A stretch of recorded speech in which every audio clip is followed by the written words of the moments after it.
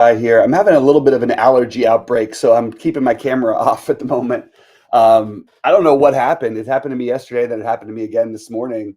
My whole body just went from like white to red with little dots all over, and then my eyes are all puffed out and my face is all puffy. I don't know what's going on exactly, to be honest with you. So, been trying to figure it out. So sorry about the no picture, but you don't need to see my pretty face. We're going to get into this slate and talk about it. It's a nice little 6-gamer. I really like that DraftKings and FanDuel have done this and just made the games end at 8 Eastern on Friday, so we can have a life. It's really nice. So I'm very appreciative of that. It was a rough slate for me last night. It's been a bad week, bad week for me. But we did go in the Discord and talk about some things. We have the live Discord for any site member. And no one saw it coming because he doesn't usually play NBA. But Brandon Cruz with one lineup just ships everything last night, which couldn't be happier for him. Great guy, took down everything. So our Brandon Cruz, shout out to Brandon Cruz. You're the man. Really, really happy for you. And yeah, hoping you play some more NBA in the future because it seems to be a pretty good bet for you. That was a pretty ridiculous ROI that you came up with last night. So great job to Brandon Cruz. Thrilled for him, and hopefully he can keep it going heading into NASCAR season, obviously too. So check out the packs, and again, massive shout out to Cruz. Couldn't be happier. I don't mind if I have a bad night if Cruz has a good night. Great to see. Anyway, I'm going to go through these games real quick. We're going to start off with San Antonio and Charlotte. Yeah, it's Wemby in a great matchup. Really like Wemby here. Don't mind Fox, but really like Wemby. That's my big take is that I think he's the guy I'm going to try to get to today. We'll see. There's some other guys to consider, but we do have some extreme value. I do love Wemby. Unfortunately, the value is at the center position, but I really like Wemby, and I will be playing well over the field. Diabate is an interesting pivot off of the Rashawn Holmes and maybe Vukcevic, who the Vukcevic with a K. He's an interesting pivot off those guys. LaMelo is officially questionable. Josh Green is doubtful. If LaMelo is back, if he's a full go, I think and we've got him at 34.6 minutes. I think that's enough to where he becomes a really good play tonight. I also think Miles Bridges is in play if LaMelo's out. Even if LaMelo's in, 9K against the Spurs, I think you can make a justification for that. So interest right off the bat, especially in those guys. Probably, again, Diabate, I probably play one of Holmes or Vukcevic with the K instead. But I'm open to the Diabate conversation. Would like to see a starting lineup before I make my decision. But that's sort of where I'm at the moment. Moving over to Cleveland and Washington, this is probably going to be a pummeling. We have no Levert around anymore. Obviously, I really like that trade that Cleveland made. I don't think we're going to be getting DeAndre Hunter tonight. We might be though, so we're going to wait on news for that. If we don't get DeAndre Hunter, I actually like the Ty Jerome and Craig Porter Jr. play a little bit. I think there's some blowout run potential. I think they're going to get some minutes anyway. We do have Mitchell and Garland both playing, so you're not getting any real edge there. But I think this is the spot where I think I would play some Ty Jerome. I'm not sure. I'd probably be near the field if it's around 25%, which is what it's at right now. Washington, look, you have a team that plays two bigs. You might even see them on the court at the same time. We've got them projected at 28 and 23, so they're actually projected to play at least some minutes together. Right now, I like that Vukcevic is a little bit lower owned. I probably would go that direction, although we know Holmes can be extremely productive. What are the Wizards even doing with Holmes? And Holmes is questionable anyway. We're going to have to wait on this one, but I think we're going to get like a 9Xer, depending on who starts between Vukcevic and Holmes. I like Vukcevic. I hope that they give him the run because it just makes more sense to me.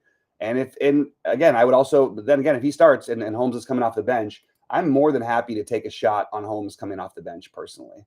I just want to play whichever one's off the bench because you're going to get like 1/7 the ownership, and there's basically a 50-50 shot that they'll have to be the better producer tonight. But that's sort of what you're doing with one spot. I like Wemby in the other spot, as I mentioned. Maybe you sprinkle in some Diabate. We'll see. I haven't entered my contests yet because I had this little allergy attack this morning. I'm a little behind today, so I'll get my content out a little bit later. But hopefully, it'll be a little bit of a lighter day than yesterday, than it has been because of all the trades and whatnot. Jovic has been just balling out. I guess we roll with it. I didn't like it. Wasn't like on my we have to play Jovic today. I have to play Bam. None of these guys are must plays for me. I actually think that I like Tyler Hero the best, and we know the wide range of outcomes for Rozier. But Tyler Hero is my favorite. I'm sort of content to let see what the Sims and everything give me as it relates to Jovic and Bam. I can make an argument that Jovic is actually being underowned. He's been really, really good, and finally sort of starting to blossom for him. I'm surprised this game has got a spread as tight as it is. I actually really like Miami to cover this, just as a first thought. Brooklyn, nothing that I'm getting to naturally. You can see that they've got Keon Johnson at 12% expected ownership. Nothing I'm getting to naturally. I, as you guys all know, am willing to take gambles on D'Angelo Russell. So right off the bat, I am going to bump his projection up just a little bit. Actually, not even a little bit. It's pretty decent in that bump up, but still doesn't make him look like a great play, and they really just haven't let him just cook. I think that game is going to come at some point, maybe after the trade deadline, that maybe they will just sort of let him roll.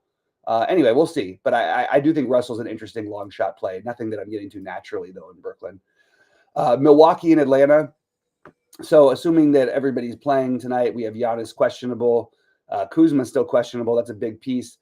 I think this is a game where you want one of Giannis or Lillard. I know that I mentioned I like Wemby. The other way to go would be Giannis, but there might even be enough value to play both of them by the end of the day.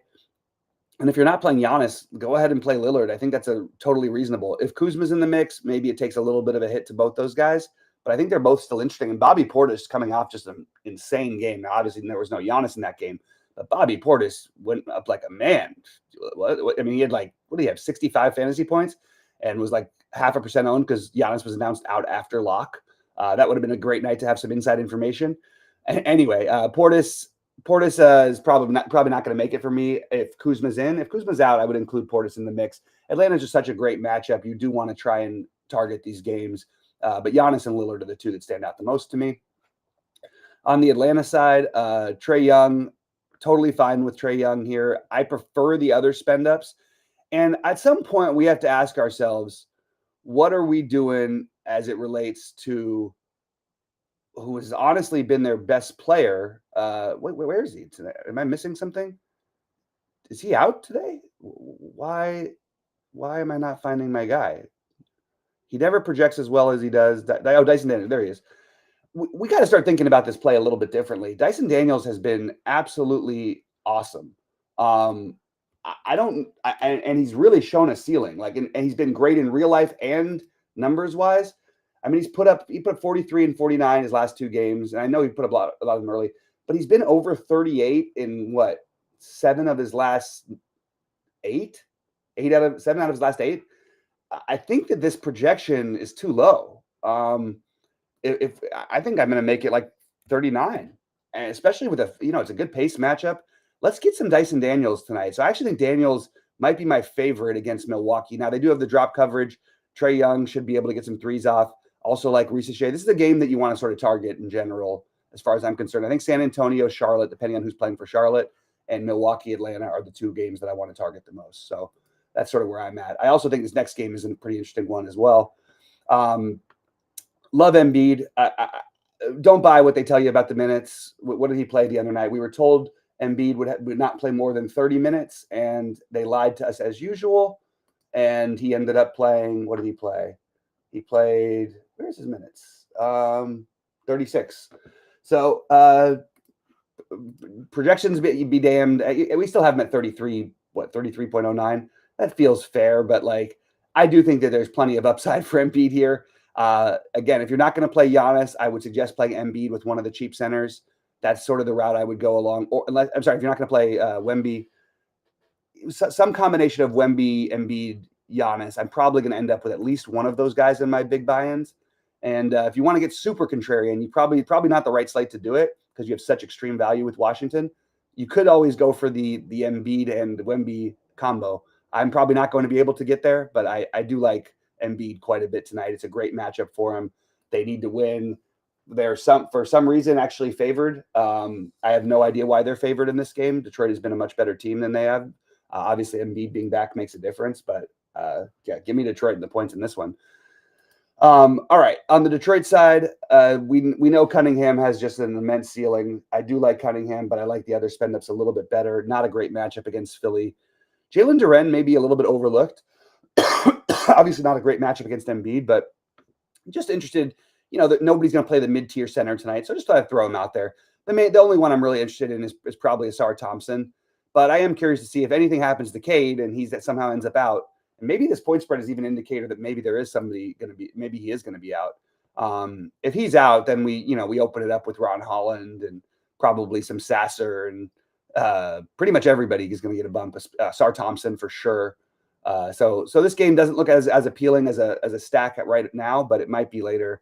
I'm still, Cade usually plays through everything, but I'm just going to say like that I think they should be favored in this game against Philly. I don't know why Philly's favored, so maybe that does mean Cade is out. All right, Toronto in OKC. This should be a bloodbath. Jonathan Mogbo, sure.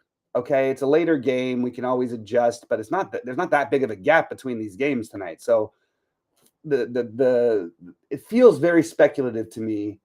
It feels like you're betting on a blowout for chalk, and I don't know that I wanted. I don't know. I think that it could just as easily be Boucher. Maybe Boucher is the way to go at lower ownership than Mogbo. He does have forward eligibility, which is what makes it tough. I was trying to find the fakes. He's going to be a lot higher than 25% owned, assuming that he does start. So I really don't know what they're going to do without a true center. What if they start like Orlando Robinson? That's completely on the realm of outcomes and in the realm of outcomes. So I'm kind of curious to see what they do starting wise. And unfortunately, we won't know that till later. The good thing is all these guys are in the same price range. So my suggestion would be to play Boucher because he's the most expensive. And then you can always swap over to Mogbo. Now, you can't do that with Robinson because he's center only eligible, and I will have already used my centers by now. So it's a little bit tricky. But maybe they're kind and they release a starting lineup early, and we can make our decision then. On the OKC side, really nothing that stands out. Shea's awesome at basketball. We all know this. Jalen Williams would probably be my favorite play in this game, but I can't really get to anything on the OKC side. So going to work on things a little bit more. Probably going to have my picks in later today and all my exposures and all that stuff. Just can't get to it this morning. I'm sorry, not going to get to it this morning because really we really just have a lot of things we're waiting on. I want to see if Rashawn Holmes is going to be 100% owned or 80% owned, and he's still questionable. Anyway, so I will release all my content a little bit later today. I didn't mention as much of the somehow did I skip over Washington? I guess I kind of did, other than him. I forgot to mention Carrington and George. There's just so much. With the guys they have out, like Carrington, it's just really hard not to have like a ton of interest on the Washington side here. I think I kind of skimmed over it because I was talking about Holmes and Vucevic. Carrington, I'd rank the rest of it. Carrington, Koulibaly, then Kaishan George. Kaishan George can bust even if he plays minutes. But let's see what happens with Rashawn Holmes, Champagny, and Brogdon. If those guys are all three out, it's going to be really hard to stay away from the Washington chalk. Other than that, I like the Spurs and Charlotte game, depending on who plays. And I like the Milwaukee-Atlanta game. That's sort of the main thing for me here. You can get Dame, Giannis, Embiid, pair it with the Wizards value. Yeah, absolutely, Jason. Today is the day you can definitely do that. But I prefer Wemby to Embiid for what it's worth. But I do think that getting to Embiid is totally reasonable. So I probably will have one of them in my big buy-in lineups. Anyway, good luck to everybody today. I hope you guys crush it. I will see you guys a little bit later at 6 Eastern for the live, and I will post my my exposures, my core plays, my bets of the day in Discord a little bit later on as the site starts to make a little more sense. All right, guys, good luck today, and I'll see you guys later. Hopefully, my face will have recovered by then, and you guys can actually share my face screen.